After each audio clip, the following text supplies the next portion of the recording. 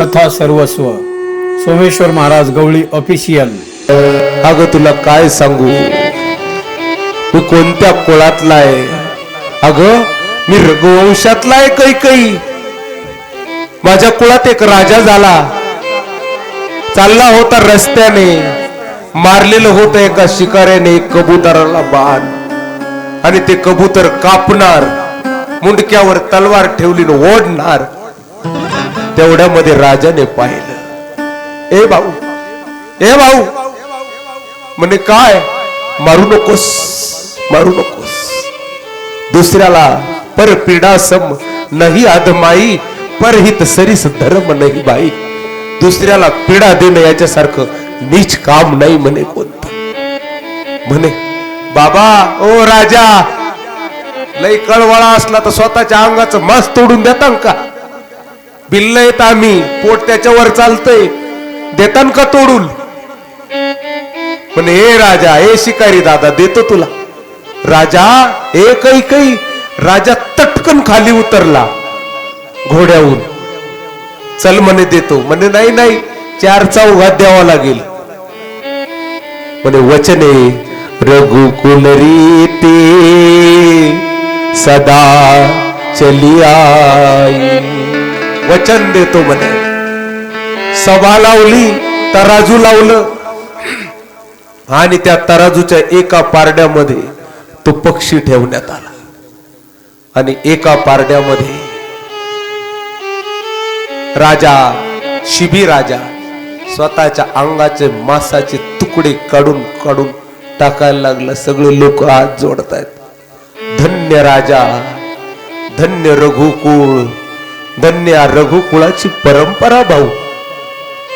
आणि अंगाचे मांसाचे तुकडे लदकेच्या लदके टाकतोय, तरी पण पक्षाच्या वजनाचं मांस भरणा। हो हो, तरी शिकाऱ्याला दया येईना। शिकारी म्हणतो, हे राजा, हारला का नाही? म्हणना खोटी आहे तुमची रीत। म्हणे नाही भाऊ, रघुकुळातला हा पठ्ठ्या, रघुकुळाची परंपरा आहे, प्राण देत असतो पण वचन पूर्ण करत असतो म्हणे। म्हणे मग आता एकच वस्तू राहिली राजा तुझ्याकडे। म्हणे काय? मुंडक कापून टाकावं लागलं आता। महाराज, तलवार काढली, स्वतःच्या मुंडक्याला लावली राजाने, एक पक्षी वाचवण्यासाठी, आणि त्या पक्षाला वाचवण्यासाठी तलवार मस्तकाला लावलेली। तेवढ्यात शिकारी पुढे झाला आणि हात धरला। तुला हात जोडतो म्हणे, मुंडक कापू नको, नाहीतर मला डाग लावशील तू। म्हणे काय? म्हणे डोळे उघडून जरा बघ रे राजा। अरे भाऊ, लय दाता आहे रे, लय दानी आहे, लय महादानी आहेस तू। काय परंपरा, जरा डोळे उघडून बघ माझ्याकडं, डोळे उघडून बघ माझ्याकडं। आणि राजाचे थरथर त्या अंगाने डोळे उघडले, तर समोर शिकारी नव्हता, माझा शुक्लेश्वरचा महादेव उभा होता। माझा महादेव समोर। हे राजा, तुझी परीक्षा घेतली भाऊ, परीक्षेत उत्तीर्ण झालास दादा। हो रघुकुल रीती सदा चली आई, प्राण जाई बरू बचनून जाई। तुला हरिश्चंद्राचं चरित्र सांगल, पण वेळ नाही राणी माझ्याकडे। बोल, तुला काय पाहिजे? म्हणे 2 वरदान मंत्रीने सांगितलं होतं। काय? भूपती राम सपत जब करई, तब मागेव जेही बचन न टरे।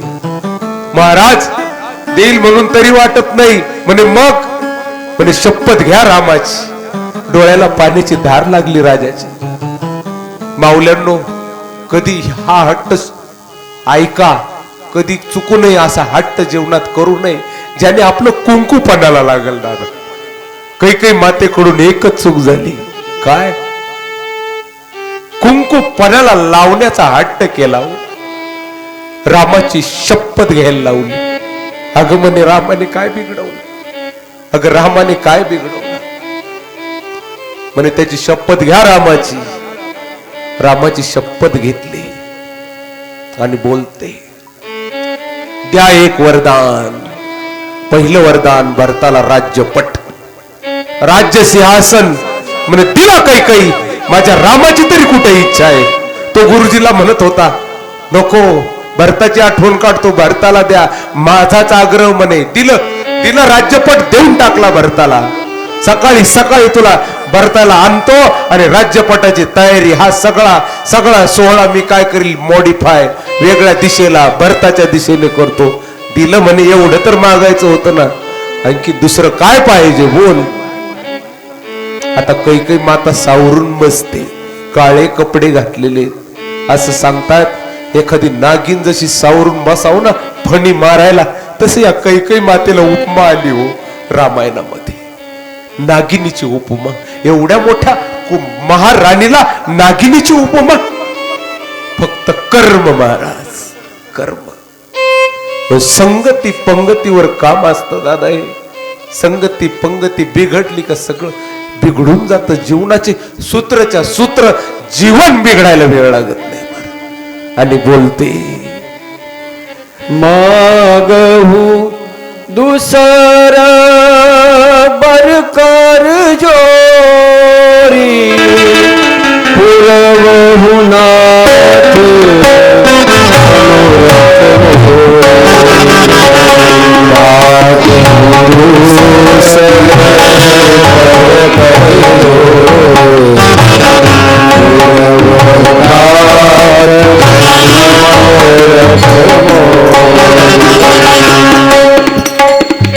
दुसरं वरदान मागते, हात जोडते. दुसरं वरदान मागते, हात जोडते अगोदर. कारण तिला माहित आहे मी कोणत्या तत्वाला हात लावायला निघाले. मी कोणा, एखादा खरोखर तर शुद्ध असेल ना, किती शत्रुता असू द्या, पण बोलताना माणसं घाबरतात दादा. हे हो राम आहे, तो राम आहे, तो राम आहे, तो राम आहे. कसं बोलावं म्हणून हात जोडले. मागव दुसरं वरदान मागते मी तुम्हाला, कर जोरी, हात जोडून मागते. पुरवू नाथ, मालक माझी इच्छा पूर्ण करा. मनोरथ, माझी मनोकामना काय करा, पूर्ण करा. राजा दशरथ म्हणतो, बोल काय पाहिजे, काय पाहिजे. अर्ध्या चौपाई पर्यंत राजा दशरथाला काहीच वाटलं नाही. अर्धी चौपाई, हो तापस वेश विशेष उदासी 14 बरीस. कट करायचा, कट. तपस्व्याचा वेश असावा एक, दुसरी विशेष उदासीनता असावी 2, तिसरी 14 वर्ष. इथपर्यंत ऐकलं राजाला असं वाटलं तपस्व्याचा वेश मी धारण करावा, विशेष उदासीनता मला असावी, आणि 14 वर्ष दशरथ वनवासी व्हावा. का, माझं म्हातारपण आहे, म्हातारपणामध्ये वनवास शोभतो. 4 बन जाई नृप कानन, ही रामायणाचीच परंपरा आहे. 4थ्या वयामध्ये काय करावं, राजा वनवासी असतो. म्हणून माझ्यासाठी राजाला आनंद वाटला, काय माझं राज्य झालं, आता माझा संसार झाला. म्हणून 14 बरीस इथपर्यंत आले. पण ज्यावेळेस काही म्हटली, हो राम बनवासी तापस वेश विशेष उदासी, तापस वेश विशेष उदासी, राम बनवासी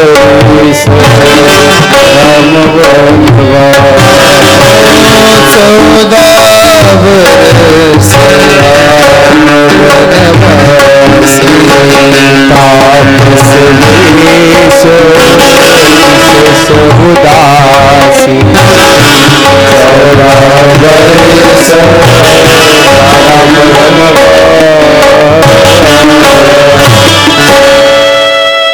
ऐकलं काय, राम वनवास ऐकल्या राजाने अंग सोडून दिलं. जमिनीवर पडतोय. काय बोलतेस, तुला लाज वाटते का थोडीशी? अग त्याने काय बिघडवलं कोणाच? लहानचा मोठा तुझ्या मांडीवर झाला ना, त्याला आजही विचारलं तुझी आई कोणती, तर पहिलं तुझं तोंडात नाव येतं म्हणे, कौशल्याचं नंतर येतं. काय बिघडवलं त्या लेकराने? म्हणे महाराज, एक तर हे दोन्ही वरदान पूर्ण होतील, नाही तर जीव देत असते म्हणे, तुमच्या कुळाचं तोंड काळ करत असते म्हणे. महाराज, हे धमक्या देणारे माणसं जे असतात ना, मैं येऊ करूंगा, हे लोक काय होते, बिनकामाचे स्वतःला दुःखी करून घेतात. महाराज, कोणाचं काही नाही होत, काही नाही होत, पण जर दुःख होत असेल तर जे दुसऱ्याला सतावतात, धमक्या देतात, मी हेच करीत असतो, मी तेच करीत असतो, मी असंच करीन, मी तसंच करीन, हे लोक स्वतःच्या हाताने दगड घेतात, स्वतःच्या पायावर हळूच नाही चांगला जोरात आणतात. महाराज, स्वतःच्या हाताने दगड, स्वतःच्या पायावर दगड टाकून नाही घेत, दगड हाणतेत असं जोरा जोराने. कैकई माता, महाराज इच्छा पूर्ण करा, नाही तर सकाळी सकाळी मी माझं मर्त तोंड पाहायला भेटल. तुमच्या कुळाला बट्टा लवित असते म्हणे. म्हणे कुळाला बट्टा? हो, तुमचा रघुकुल रीतीन बितीन सगळं गुंढळून ठेवत असते म्हणे, आत्महत्या करीत असते म्हणे. राणी ध्यानात ठेव, होतील जर राम वनवासाला गेला तर. म्हणे काय, तोर कलंक मोर पछताऊ, मुयहून मिटहीन जाई काऊ. तुझा कलंक आणि दुसरा माझा मृत्यू, हे दोन्ही धुतल्या धुतले जाणार नाही. तुझा तर तुझं तोंड इतकं काळ होईल, अरे हजारो वर्ष जातील, पण काळ्या तोंडाची म्हणून प्रसिद्ध होशील. आणि दुसरं माझा मृत्यू अटळ आहे म्हणे. काय, माझा मृत्यू निश्चित होईल म्हणे, मी मरल म्हणे. कोणी मरा नका, कोणाचं तोंड काळक होईना, पण मी घेतच असते गड्या. याला म्हणतात दुर्बुद्धी गड्या. काही का होईना महाराज, पण माझं वरदान पूर्ण कर. रडतायत राजा. अरे मजाक करते का विनोद करत असली तर सांग, थट्टा करत म्हणलं नाही महाराज, थट्टा समजू नका, रामाची शपथ घेतलेली. समजावून सांगते सांगते राजा रडतो रडतो, आणि शेवट पाय धरतो, तुझ्या पाया पडतो. आणि एवढा मोठा रघुवंशाचा राजा बेशुद्ध होऊन जातो. बेशुद्ध झाल्यावरही मुखातून एकच काय, राम राम राम. राम नामाचा जप करतो. चला राजा सोबत थोडस करून रसातली आपण थोडासा जप करूया. श्रीराम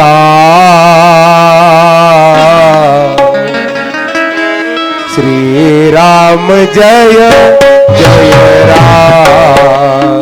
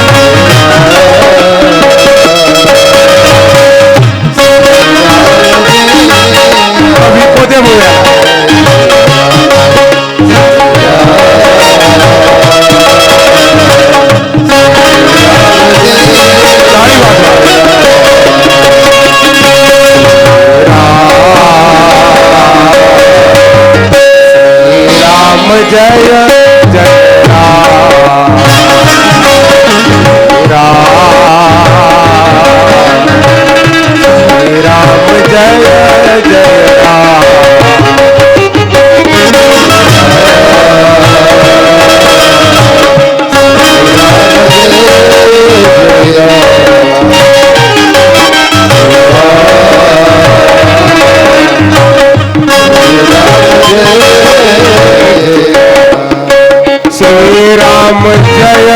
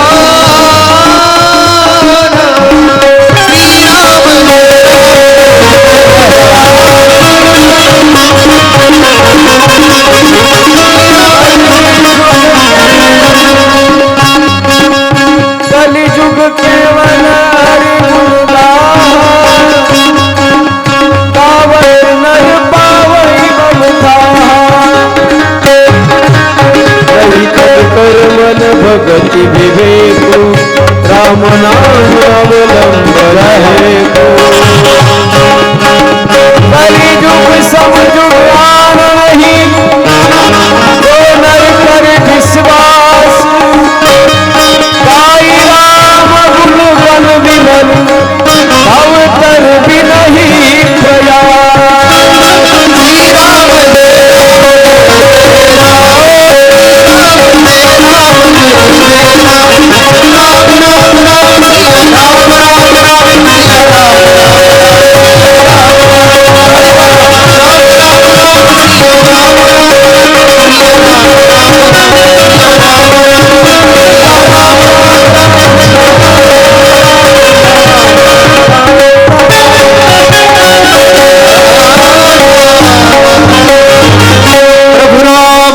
भगवान की जय, पवन सुत हनुमान की जय, उमापति महादेव की, बोलो रे भाई सब संतन की जय।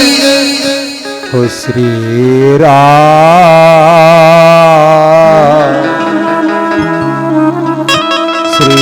राम जय जय राम। रात्र गेली रडण्यामध्ये, सकाळ झाली. सकाळ झाल्यानंतर कुठं सरडा टाकण्याचं काम चालू आहे, कोणी रांगोळी घालतंय, सगळी अयोध्या सजलेली आहे. या आनंदाला जोड नाही, पण कोणाला माहित नाही कैकईच्या भवनात काय झालं. कोणाला त्याची कल्पना सुद्धा नाही की कैकईच्या भवनात नेमकं काय झालं असेल.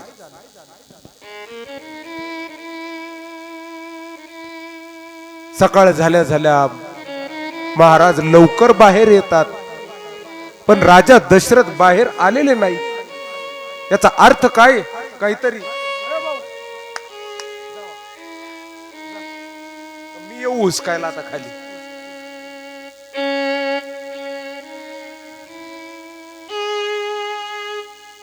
महाराज पछले पहिर भूपनित जागा, आज हमई पण आचरज लागा, जाऊ सुमंत्र जगाव हो जाई. म्हणजे मागच्या रात्री महाराज जागले होते, पण आज आम्हाला आश्चर्य वाटायला लागलं. का? रोज नेहमी उठतायत, पण आज महाराज का उठेना, असा प्रश्न पडला. आश्चर्य वाटलं. म्हणून काय करावं. इथे एक पात्र सुरू होतं. त्या पात्राचं नाव आहे राजा दशरथाचा बालपणीचा मित्र, त्याचं नाव आहे सुमंत्र. हे जे सुमंत्र आहे हा लहानपणापासूनचा राजा दशरथाचा मित्र आहे. आणि हा मित्र काय करतायत, सुमंत्राला पाठवतायत. सुमंत्र जातायत कैकईच्या महलामध्ये. मंथरा भेटते. मंथरा सुमंत्राला रस्ता दाखवते. जातायत, राजाची अवस्था बघतायत. आणि महाराज काय झालं, उठा ना, काय झालं विचारतायत. कैकई माता म्हणते, सुमंत्र महाराज बेशुद्ध झालेले, जा रामाला इकडे घेऊन या. आता रामाला इकडे घेऊन या म्हटल्यानंतर काहीतरी लक्षात येतं, काहीतरी षडयंत्र झालेले. रडत रडत सुमंत्र महाराज बाहेर निघतायत. आणि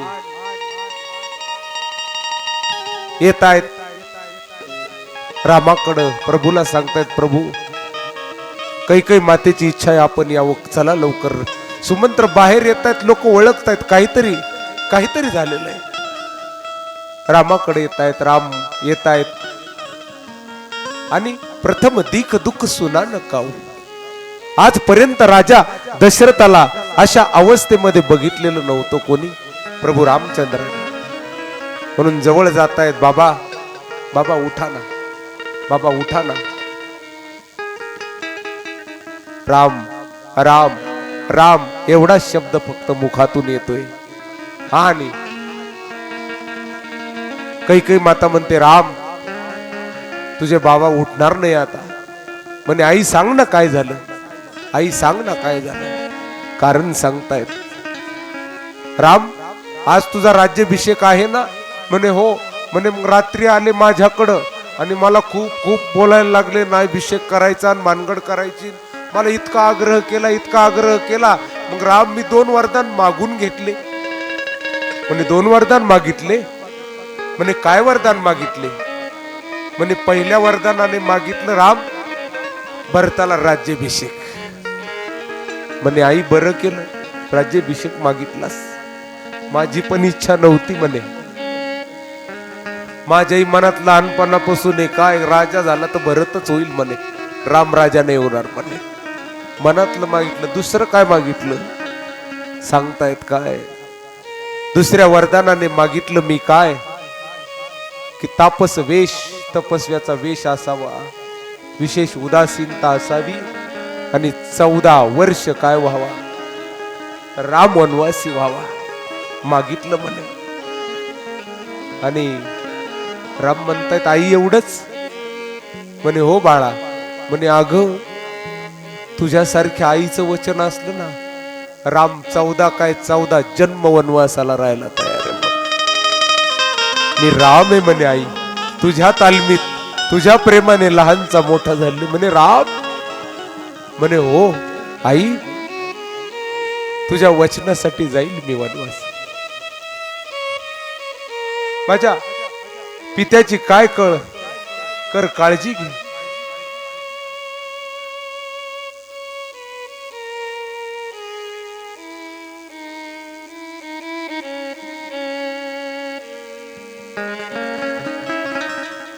परिस्थिती अवघड आहे यांची, काळजी घे. कधी जातील सांगता येणार नाही. अवस्था बघून असं वाटते काळजी घ्याव यांची. तुला मी विनंती करतो,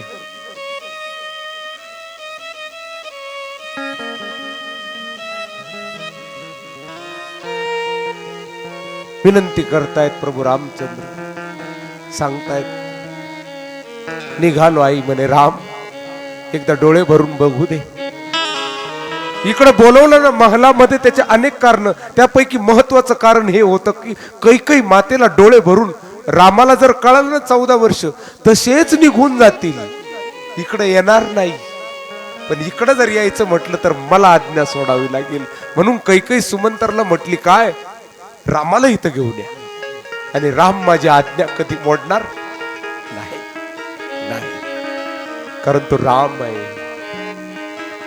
आनंद रामायणामध्ये असा उल्लेख की ही कैकई लहान होती ना, तर ते कधी कधी एखादं लेकरू असं असतं, एकाच्या पोटाला जन्म घेत दुसऱ्याला काम येत. रामाचंही तसंच. रामाचा जन्म कौशल्याच्या पोटाला, पण काम यायचे कैकईचे, लहानचे मोठे. एक दिवस लहान होते ना राम प्रभूला घेऊन कैकई माता शरयू मातेच्या असणाऱ्या किनारी खेळत होती. आणि त्या रामप्रभूला खेळवत होती. आणि रामप्रभू खेळता खेळता दूरवर पळत पळत गेले आणि एका दरडीवर उभा राहिले. आणि त्या दरडीच्या किनारी उभे राहिले. आता जर एक पाऊल जर माग पडला तर कड्याहून खाली पडून राम मरतील. त्यावेळेस कैकई जवान होती. कैकई म्हणे ए राम, माग जाऊ नकोस, माग जाऊ नकोस, माग जाऊ नकोस. म्हणे आई तिथंच थांब. म्हणे बाळा असं नको करूस, तू जर खाली पडला तर मरशील बाळा. म्हणे आई मी मुद्दाम इथे येऊन उभा राहिलेलोय. म्हणे काय झालं? म्हणे मला तुझ्याकडून काही मागून घ्यायचं. म्हणे काय पाहिजे? राम बोल, तुझ्यासाठी जीव सुद्धा द्यायला तयार आहे. त्यावेळेस लहान राम बोलला 6 वर्षाचा, आई एक वरदान दे. म्हणे काय? म्हणे मी तुला एक वरदान मागतो. काय? जातीन दिवस निघून मी होईल मोठा आणि माझ्या राज्याभिषेकाची ज्यावेळेस बात अयोध्येत चालल ना म्हणे, त्यावेळेस तुला एक काम करावं लागेल. म्हणे काय? म्हणे त्यावेळेस तुला वरदान मागावं लागेल. म्हणे काय? रघुकुल रीती सदा चली आई, प्राण जाही बरू बचनू न जाई. तुला वरदान मागावं लागेल.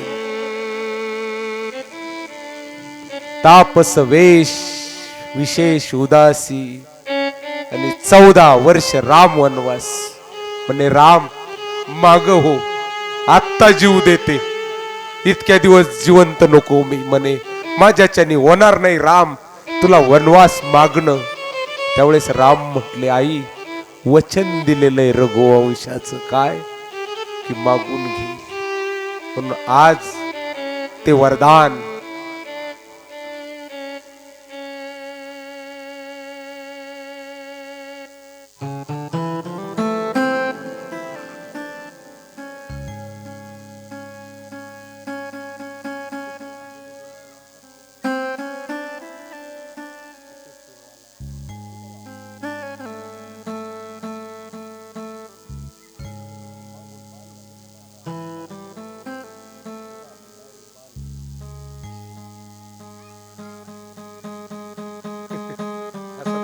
थोडे सर्व हसा बरं. हसा हसा. वा वा वा वा वा वा वा आनंदी वा. हसा थोडे. असा एक नवीन व्यायाम बी निघालेला आहे हसायचा. काही चांगलं चालू झालं का हसायचं मस्त. हसा हसा हसा. सोपन मारत कसं ते आम्ही तिथे हसून दाखवलं. वा वा वा. भाऊ याची सगळीची सगळी जबाबदारी मी तुझ्याकडे सोडवलेली. तू एक तर विको देत नाही मला, चालू मध्ये निघून जातो, तिथं कुठच्या टाकून ठेवतो. मी तुला पहिल्याच दिवशी सांगितलं होतं. परत अगोदर नाही, मी अगोदर पहिल्या दिवशी सांगितलं होतं का नाही? सांगितलं होतं का नाही? इथं कुठचं हा आदर इथं करायचा का? मग ही आदराची जागा आहे काही इथं आण ना. हे कशाला आहे? तुला एवढं कळतं का रे? तुला कळतं का मला कळतं? आदर द्यायला तू नियोजक कोण आहे? बोलावर त्यांना विचारा ना काय आदराची जागा आहे का? तू शहाणा का? .1चा विको देतो का तू? कसा बसलाय माझा? आत्ता देशील मागितल्यावर. सुधरून घ्या. कसं आहे काय दौलत बाबा? चला. हरे राम राम राम सीताराम.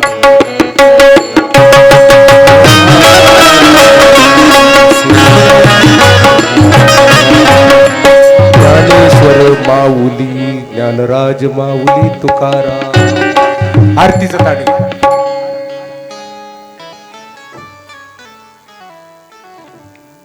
बोलायचं नाही बरं भाऊ. परत बोलायचं नाही, गादीवर बोलायचं नाही. घरात ठेव.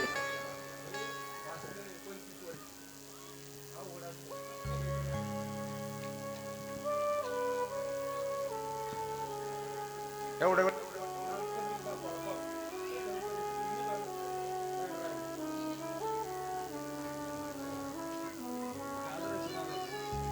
राघव एक भैरवी म्हण. 2 मिनिटं. नाही नाही हा थांबा थांबा. संपली का आता? नाही तुम्ही म्हणल्यावर कसं काय होईल? कथेचं व्यासपीठ आहे.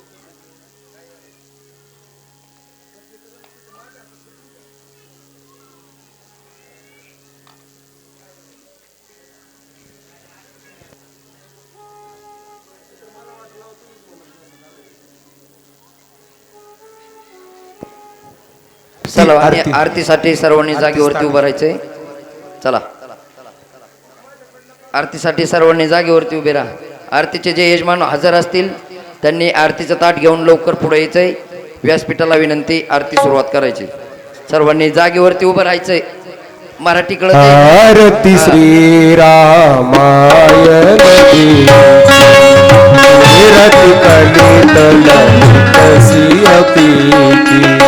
गावत ब्रह्मा मुनी नारद वाल्मिका ज्ञान विशारद सरकार